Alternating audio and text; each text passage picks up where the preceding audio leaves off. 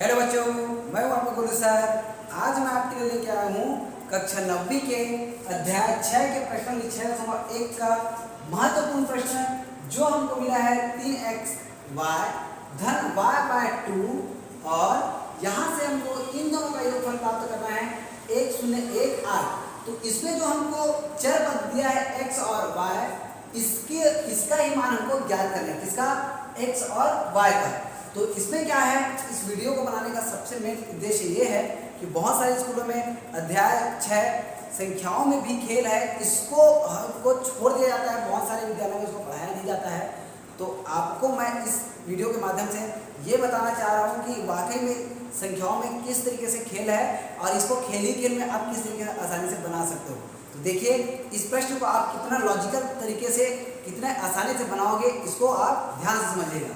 देखिए, हमको क्या करना है, यहाँ पर x और y का मान ज्ञात करना है। देखते हैं तो y और 2 इन दोनों को जोड़ने पर प्राप्त हो रहा है 8। ये पूरा लॉजिकल है, अच्छे से दिमाग लगाइएगा, पूरा कंसंट्रेशन के साथ समझिए। ये आप यदि समझ गए तो आप लॉजिकल तरीके से आप इस प्रश्न को आसानी से बना सकोगे। तो देखिए, y और 2 को जोड़ने पर क्या प्राप्त हो रहा है 8। ध्यान से समझते हैं, y और 2 को जोड़ने पर क्या प्राप्त हो रहा है हमको 8। देखते हैं तो यहाँ से हमको मान प्राप्त हो जाएगा किसका? y का। कितना? धन 2 है, किधर हो जाएगा ऋण। तो यहाँ से हम प्राप्त करेंगे किसका मान? y का। तो ये हो जाएगा 8 ऋण 2। तो y का मान हमको प्राप्त हो जाएगा कितना? 6। एक काम तो हमने प्राप्त कर लिया कि y का मान हमने प्राप्त कर लिया क्या? 6। एक काम हमारा कंप्लीट। अब दूसरा उद्देश्य हमारा क्या है? x का मान निकालना। किसका मान? x का। अब यहाँ पर समझिए क्या कर रहे हैं हम, है ना। देखते हैं x और y का योगफल कितना प्राप्त हुआ है? 1। ध्यान से समझिएगा, x और y का योगफल कितना प्राप्त हुआ है? 1। अब हमको तो पता है कि y का मान कितना प्राप्त हुआ है? 6। y का मान कितना प्राप्त हुआ है? 6। तो हम यहाँ से मान रख देंगे x धन y का मान हमने रखा 6। अब आप एक बात समझिए, 6 जब यहाँ पर मिल गया तो 6 में यदि हम सबसे छोटी संख्या जो होता है 0, उसको भी यदि हम जोड़ेंगे तो हमको 1 प्राप्त होगा। क्या संभव है? क्या संभव है ही नहीं। तो आपको यहीं पर लॉजिक लगाना है कि ये जो 1 है वो 1 नहीं है, ये जो 1 है वो 11 है। जैसे आपने y का मान 6 रखा तो आपको समझ जाना है कि 1 जो है 1 नहीं है, क्या है? ये 11 है।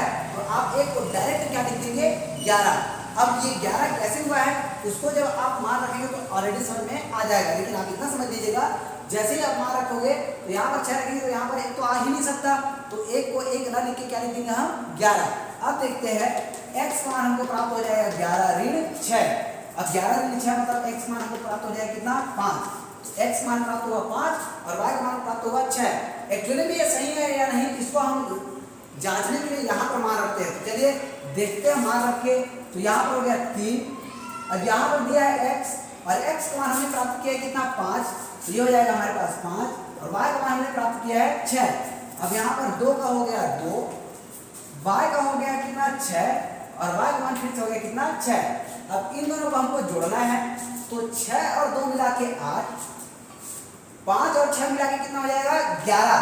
देखिए, मैं बोला था ना, इन दोनों का योगफल हमको 1 प्राप्त नहीं होने वाला है, हमको क्या प्राप्त होने वाला है? 11। तो ये जो है 11 का हमने क्या लिख दिया था? 1 और हासिल जो बचा उसको हमने लिख दिया इधर ऊपर में। तो इस तरीके से 6 और 3 9 और 1 मिला के हो जाएगा 10। मतलब ये जो 1 है वो 1 नहीं था, 11 का हमने लिखा था 1 और हासिल आगे बढ़ाए थे, इसलिए यहाँ पर हमको क्या लिखना पड़ा था? 1।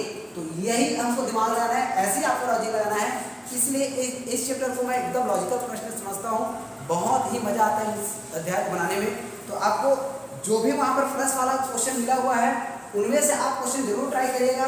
और यदि कोई भी क्वेश्चन नहीं बनता है मुझे कमेंट बॉक्स में जरूर बताइए, क्योंकि इन क्वेश्चन को आप जितना ज़्यादा बनाओगे उतना ही आपको बहुत मजा आने वाला है।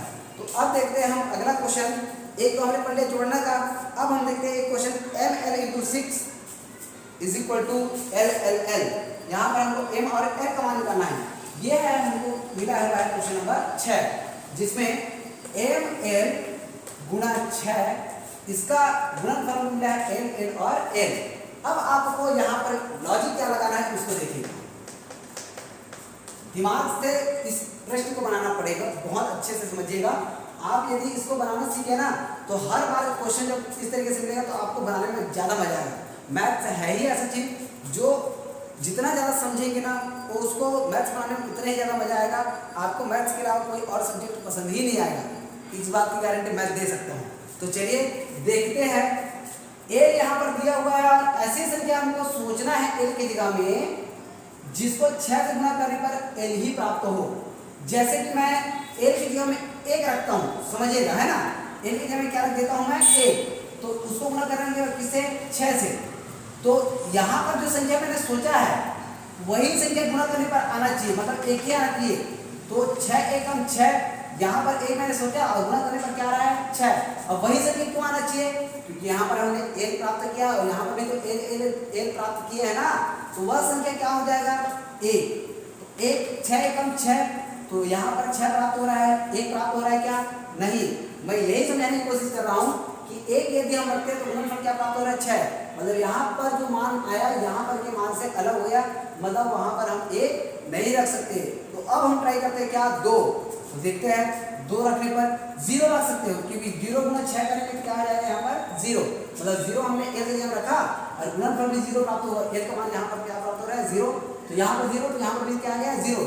लेकिन 0 रखेंगे तो ये हो जाएगा 0 0 0 और m क्या है, मतलब सिंपल सी बात है, हम यहाँ पर 0 नहीं रख सकते। अब हम देखते हैं और क्या रख सकते हैं।